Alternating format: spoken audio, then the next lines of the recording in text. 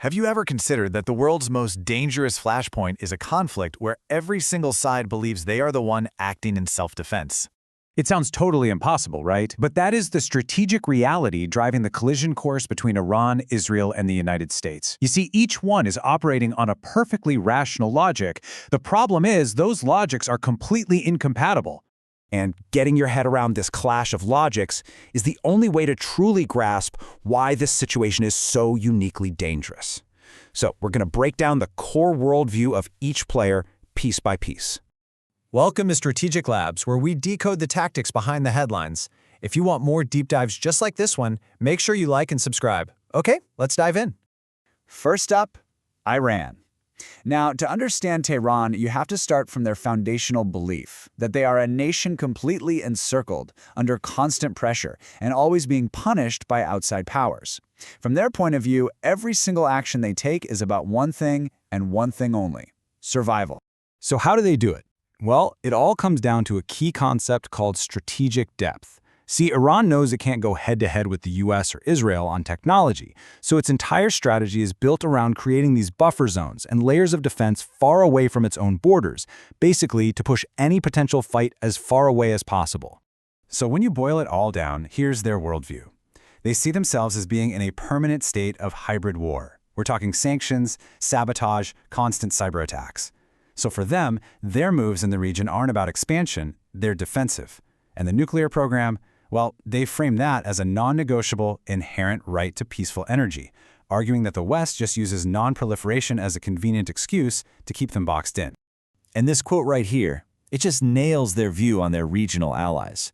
For Iran, groups like Hezbollah are not about exporting terror.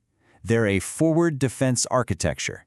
Think of it as a smart, asymmetric response to the overwhelming military power of their rivals. In their world, these aren't militias. They're security belts.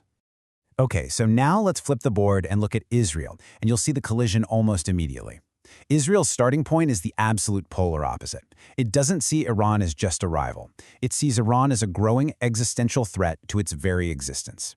And that belief drives their entire strategy, which is known as the Preventive Doctrine. For Israel, the single worst mistake they could ever make would be to wait until a threat is fully formed.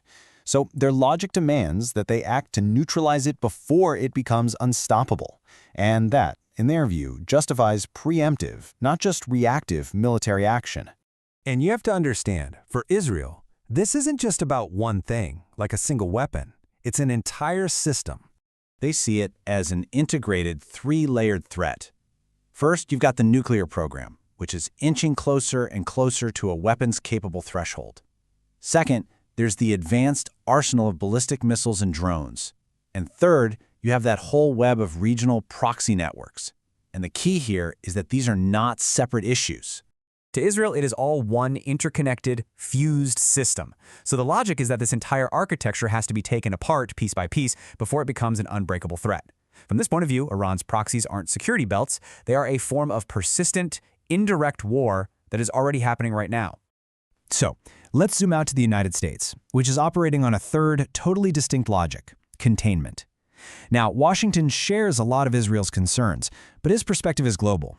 It's a world power trying to manage a very messy regional flashpoint. And the concept driving the US is power projection. The mission isn't just about stopping a nuclear weapon, it's about limiting Iran's entire model of projecting influence, because that model threatens American interests, personnel, and key allies all across the Middle East. From Washington's perspective, the threat is, well, it's multidimensional. A nuclear Iran could kick off a massive nuclear arms race in the region. Its missile and drone programs are a direct threat to U.S. bases. And its ability to choke off vital shipping lanes like the Strait of Hormuz, that's a danger to the entire global economy. This is about way more than just the nuclear file. And here is the really critical point for understanding the U.S. position. Dealing with Iran is both a local problem and a global message. How Washington handles this sends a powerful signal to partners and rivals all over the world about American credibility and its will to maintain the regional order. So, there we have it. The three logics are on the table: Iran's logic of survival, Israel's logic of prevention, and America's logic of containment. Now let's see exactly where these perfectly rational, self-contained worldviews crash into each other, with potentially explosive results. The first collision point is alliances. What Iran calls its defensive forward architecture, a vital buffer zone, is seen by Israel and the U.S. as exported terrorism and indirect war. The very same groups are viewed as either a shield or a sword. There's just no middle ground there at all. The second point of impact, nuclear capability. Iran argues it has an inherent sovereign right to peaceful nuclear tech. But for Israel, and largely the US, that very same capability is an unacceptable existential threat. So one side's fundamental right is the other's absolute non-negotiable red line. And the third clash is all about strategic intent. Iran portrays itself as the victim, that it's resisting a hybrid war of sanctions and sabotage. Meanwhile, the US and Israel see Iran as the aggressor, a revisionist actor trying to tear up the regional order, one that has to be contained.